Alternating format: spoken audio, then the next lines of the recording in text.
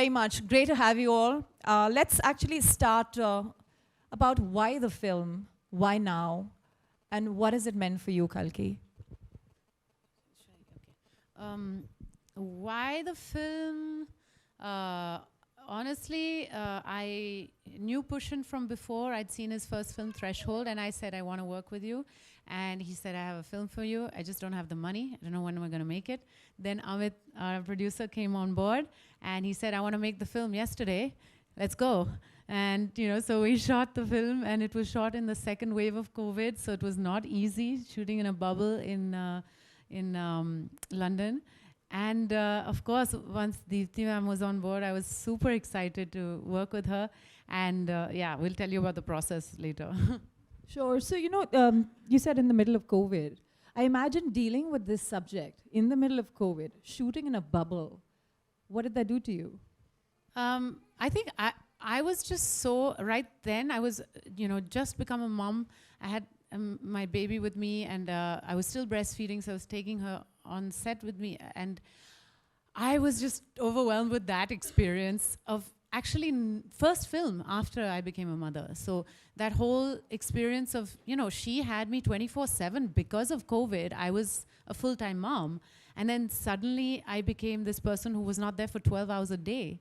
And that was really hard for her and really hard for me. Women live through layers through their lives.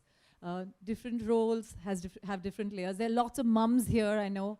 They're going through layers every single day, whether as a wife, as a partner, as a daughter themselves. Yeah. How do you, as a person, deal with that? You're just off your book, which is about your childhood and layers, yes, right? Yes. And I have a daughter. She's my adopted child. And I think the first 3 days, I didn't know how to react to this little thing that had come in my hands. She was 13 days old when we adopted her, And then after changing her nappies for about another 3-4 days, I belonged to her. I felt, well, this is it. She's my baby, and it has been like that since. So that has been, it's been lucky for me. How hard has it been to kind of constantly keep up with that delta? And do you find yourself torn when trying to make decisions? Yeah, I think this is also so based on each person's philosophy.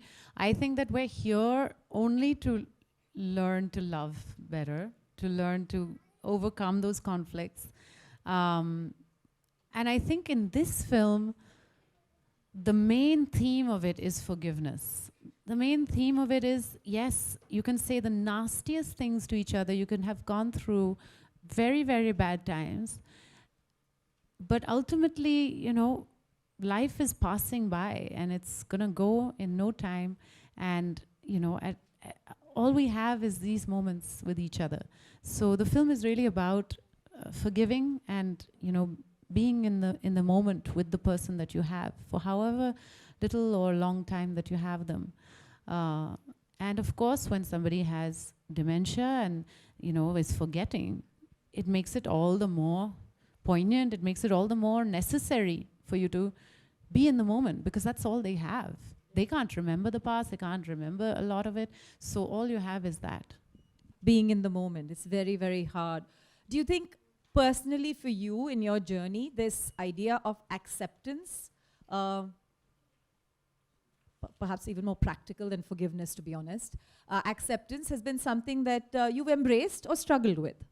Oh, I struggle constantly, me and my mother. When my mom watched this film last year, she said, oh, it's a documentary on our life. Yeah, and we've had some same fights, Here it's about a goldfish, and in our case it was about a squirrel. But it was the same fight. And I was just like, this is literally, when I read the script, I was like, this is lifted out of my life. How did you guys write this so well? It was so accurate. So absolutely, I struggle with it. I'm much calmer. I'm much more mellow. My mother is much more mellow now than like when I was a teenager. I don't know if that's her having evolved or me having evolved, but I'm glad we've reached that space, but we still have our tips, and it's not easy. Would you say that you're more like your mom as a mom, or is it something you're still struggling to find? You know, sometimes we have a large list that says what not to do as opposed to what to do. Yeah, yeah, that's a tough one. You know, all I know is that having become a mother made me appreciate my mother so much more, because I am so close to my baby. I'm so close to her, and we're so well tied together. I cannot even imagine that one day she'll say, I hate you, when she's a teenager. How did we get to that point? And I wonder, and I think, my God, she's given me everything. So at that time, not today, when you said, I'll give up the film, I'll go back home, and I'll relax with them, how are you managing those struggles at the peak of your career? See, at that time, parents were in New York. That's where I had studied. The whole family was there, sister, brother, everybody's there. I'm the only one who came. And because I came away, my perception of who my parents were changed. I was able to see them in the right light from by stepping back. Stepping back, it just dawned on me that, oh my God, look at their struggles. My father in Amritsar, how they were struggling because a professor's salary is very low. They were trying to keep our needs always had to be met. So we went through school and school without really having any dearth of anything, because they never let us feel that. At some point in their late years, they separated. So the whole angst of having to deal with your parents, I mean, my marriage didn't work out. That didn't bother me that much. It didn't give me so much pain as my parents' separation did. What did it put you through, and what helped you sort of navigate this? I recognize distance is one, but sometimes, we are so hell-bent on our perspectives and views on love, relationship, divorce, anything, and more so a few decades ago. How did you come to accept what was happening around you, and what did that do to your peace of mind? It took a very long time.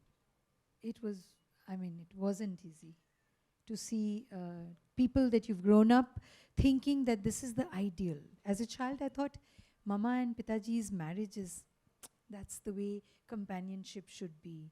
They would sit on the dining table, discuss Byron and Keats and poetry and so many things. And then later on, when they announced that no, we are going to separate, it was a big shocker. It took very long. It was still both are gone now. I'm still trying to bring them closer. I don't know. It doesn't leave me. Trying to patch them up. I don't know how it works, but it is an ongoing. My attempt at coming to terms with it is an ongoing thing for me. I don't know when I will achieve that. And you said that you didn't spend that much time thinking about your own marriage. No. Because there wasn't. I mean, we were friends. We were always friends. And Prakash and I never had really any bitterness. The child that we adopted, she's an adult, and we all three are, we speak every day. We discuss things that need to be discussed, and we are there for each other, kind of a support system, an undefined support system. So that is a very reassuring thing for me. That's a perfect word for me to segue into the idea of safety net, both for better state of mind and sometimes not a great state of mind. We need a safety net. Where do you find that? And also just your experience of having kind of spoken about mental health issues or being involved in these conversations in our society. Do you think that that is really the space or the anchor for people to navigate mental health issues? Yeah, I think ideally your safety net, of course, is your family or your loved ones or your friends. But sometimes you just don't have that. There are times in your life when nobody's around. And where do you get your safety net at those times? And I think that's where mental health plays a very important role. That if you have an ongoing ritual, whether that's a therapist or meditation or, I don't know, maybe some people write in their diary, but something which you can lean on when things are tough, which is basically inner reflection. something which helps you look inside yourself and remember who you are. I think that's an important safety net, and that's what mental health awareness brings. And I'm really glad that we're talking about it, because I think people have done it over the years. Even my parents' generations, who will, if you tell them to go to a therapist, they'll be like, I'm not mad, I'm not going to therapist, I'm not crazy, you know. But they still had some forms. My mother, it's gardening, you know. My grandmother, it's writing in a diary. So they still had forms of inner reflection, and I think that is very important and should be cultivated. We should be learning about that in school. You were talking about caregiving in a sense. It's hard. And somehow the one-liners around mental health just seem so much easier for all of us to hang on to. But caregiving for those who are constantly going back and seeking help or helping their parents, or anybody else for that matter, it just somehow seems like it's easier said than done. Yeah. Yeah, I mean, I think I can only talk about it in terms of my daughter right now. Yeah. This kind of intensity of caregiving and the guilt that you feel when you go away, and you know, it's very tough, and that's why I wrote that book, Elephant in the Womb. But I think this is something I'd love to hear more from Deepti ma'am about, because she really took care of her mother in the later years, and I would love to hear about that, because I haven't reached that stage yet with my parents, but I know it's coming soon. So I would go and bring her for all the winter months. You know, so five months, definitely 5 months of the year, I would go and bring her. I would go get her and keep her with me in Bombay. And that was a very precious time for me, because I wanted to do my best in those 5 months. I was very greedy about that time, you know. I didn't want कि कोई ऐसा tempting सा project ना ही आए तो अच्छा. Because she was going through her dementia periods of forgetting. So she would forget chunks of my time as a performing artist here. She would forget. She would remember the first 2-3 films of mine, and then she would become very sad, thinking, you know. So it was a very strange time, but it gave me enough time to bring her to a point where she would be comfortable with the fact. You know, she would start thinking that I'm 16 and I've gone out of the house and I still haven't come back. I remember I went to receive an award. It was kind of a life achievement award, and I was all dressed up in a sari and I wanted to look good and all that. And my cousin Didi, she was with me. Both of us came back, and she was livid. She thought in her head, I was 16, hadn't come back, and where I'd gone all this dress up. You know, it was, I was crying and laughing at the same time. I didn't know how to deal with that. It made me so sad, because those things, I mean, there are very severe things when you're dealing with a parent who's going through dementia. It's very gentler, much gentler in our film. We don't go into zones of terror, but it can be petrifying. Yeah. You know, when your parent is forgetting to that extent, and it's a late stage, it's very disturbing. So, yeah. You know, I do want to nudge you a little bit and ask you, did it also sometimes make you angry with the situation? I mean, you were trying to get awards and get on with your career, and there was this situation at home. Not angry, but anxious. That and I had to remind myself, she's not perceiving it like this. She's somewhere in another time. She's living another phase, which she has. She knows that she was younger. I was just a girl, you know. Yeah. So I had to constantly remind myself that Mama is not where I am today. She's back there. I have to go back there with her and gradually bring her back here.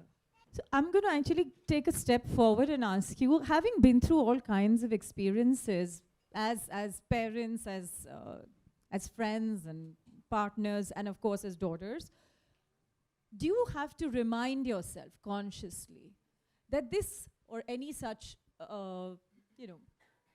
stress, mental health, anxiety could happen to you? And if it does, how are you getting yourself geared up for it, given the level of consciousness that we've suddenly had in society?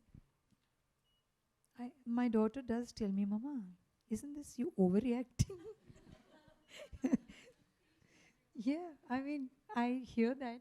I'm beginning to hear that now because I get like, really concerned. I say, and she's Are you accepting it though? calm. Yeah, I step back because I want to look at myself again and say, "One second, maybe she's right. Maybe, she's an adult. I have to let her also make her own decisions, and life for her is different than what it was for me or what it was for my mama. It is all different time zones we are living in."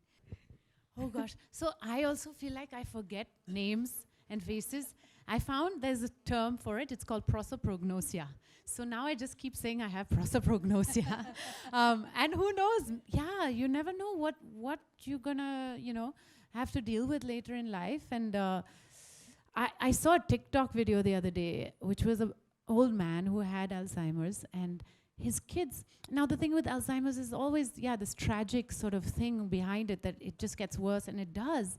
But in his case, what they were doing was they were filming him, and he was like, "Hang on, where am I?" And they said, "You're at home, Dad." And he, okay. And the thing is, I know you. He said, "Yeah, I'm your son."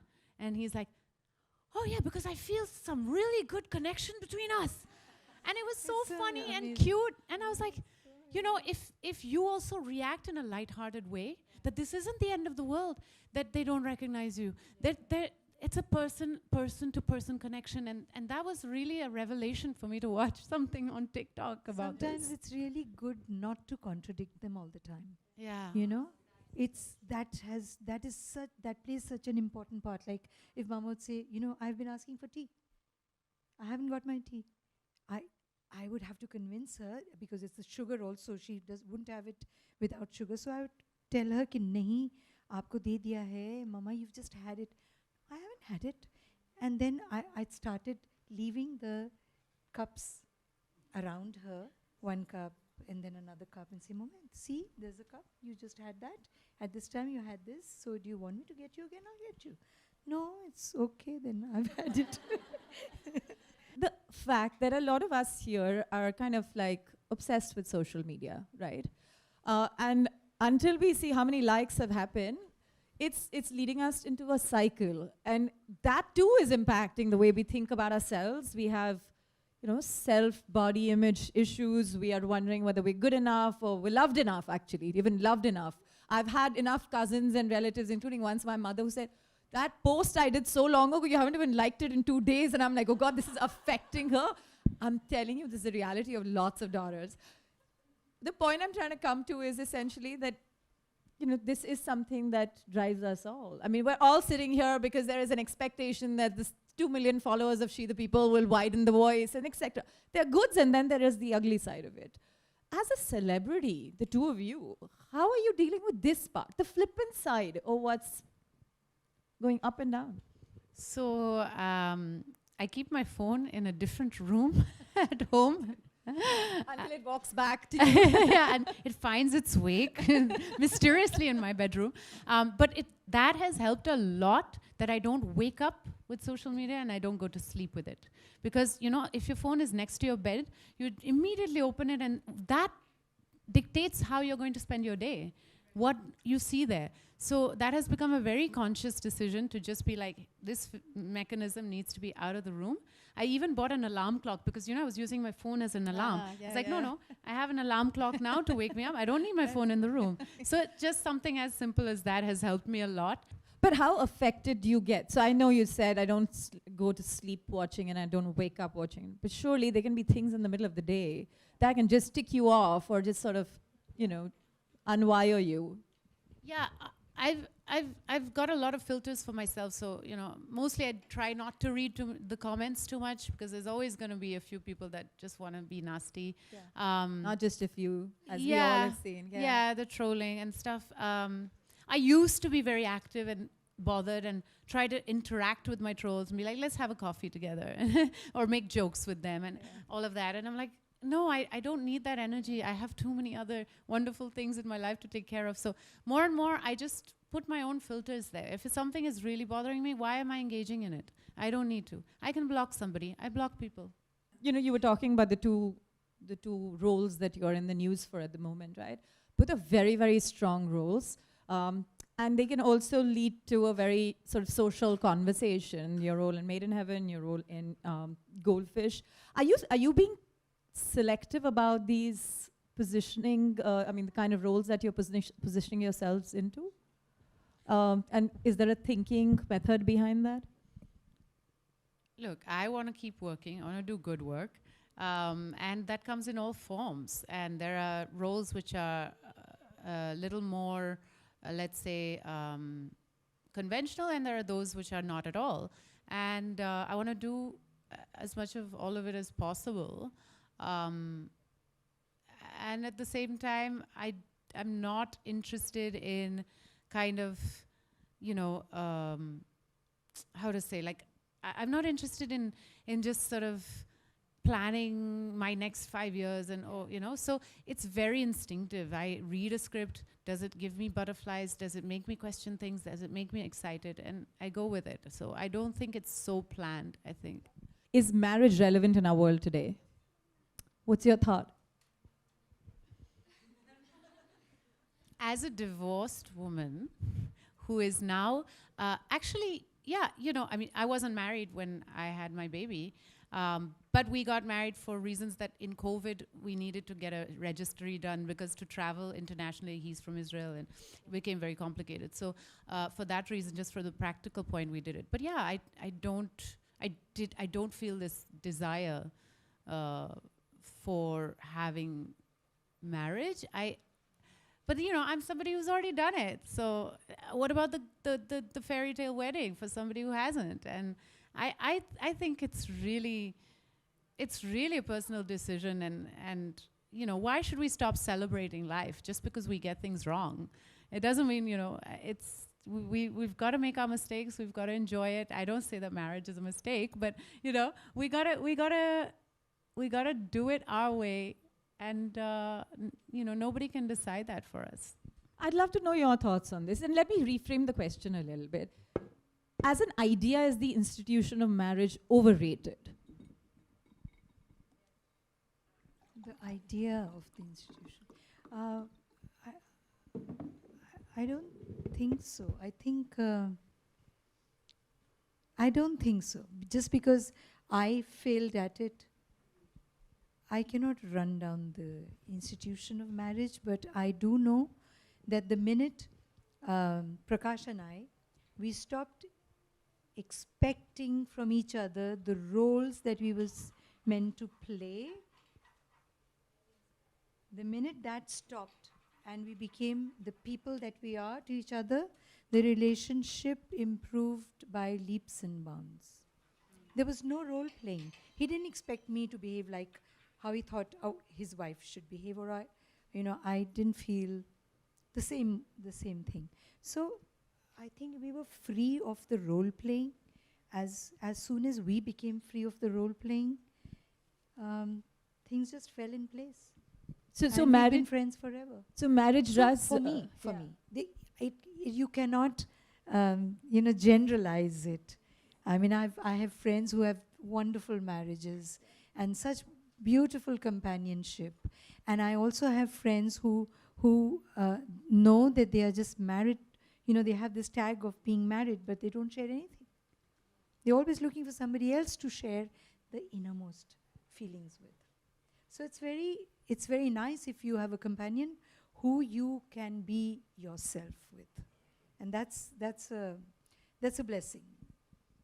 You know, the way you put it, I'm just wondering, and this, I'm only asking for your opinion, so rest assured, I know you don't want to generalize this, but when you say that when we took the roles out of it, in that sense, therefore, marriage is so dependent on gendering the roles that we all have to perform. Yeah, I think there's a certain expectation that she's my wife. I have always been a free soul, I've never really, it doesn't occur to me that I must take permission, or, if I want to do something, I tell about my decision. I convey that. The difference in that, you didn't bring it up, you never asked, that happens with so many people. But I do want to add that, we're talking about marriage like so flippantly, but, it is also a privilege when you look at the LGBTQ community that we have the choice. And, at the end of the day, legally, I got married to my partner because we needed certain papers so that things become easier. That kind of thing, that everybody should have that choice. Yes. Here is the irony. Heterosexual couples would rather have this as a choice, and the others are fighting for making this choice work for them. So that is true, and I think that has a lot to do with the law. Perhaps the law needs to be rethought as well a little bit about ownership, which is, of course, a completely different conversation. So before I close this, I do want the two of you to reflect a bit on how you spend time with yourself. And this isn't just about mental health per se, it's just celebrating your own self, getting to know your bodies better, investing in them. Because I feel sometimes when we women do it for ourselves, we're automatically inspiring somebody else around us, like your daughter or her daughter in that case, right? Yeah, I mean, I think definitely, I recently was reminded of it because I was shooting in Portugal now. And I was away from my daughter for the first time. I've always taken her with me before this, but now she's at an age where she has a social life, she has her school, and, so I didn't want to take her on a boring set. And I had 12 hours of shoot a day, and I still had time for like yoga and a beer and chilling by the pool. And I was like, wow, I have time for myself. What do I do with it? And it gave me a lot of joy. Of course, after about 10 days, I had physical pain for wanting to be back with my daughter. But what it reminded me of was that, yes, that self-respect is something you're going to automatically be an example of for your kids. That when you have self-respect, your kids will have it. It's not by telling them what to do that they do it. It's by seeing how you live it yourself. So live your life the way you would like your child to live their life. Just from a health point of view, and the reason I say that, the more I speak to women, like, I don't bother about my health. But I'm like, do you take care of your skin? Oh yeah, I do my skincare routine every evening. I'm like, okay, you have like an hour for your skincare routine, but you don't remember when you last did your mammogram, when you went for a check, or for that matter, just got onto a video consult and got yourself a conversation with a nutritionist or whatever. What do you do to get that piece right? Yeah, I have a whole bunch of people.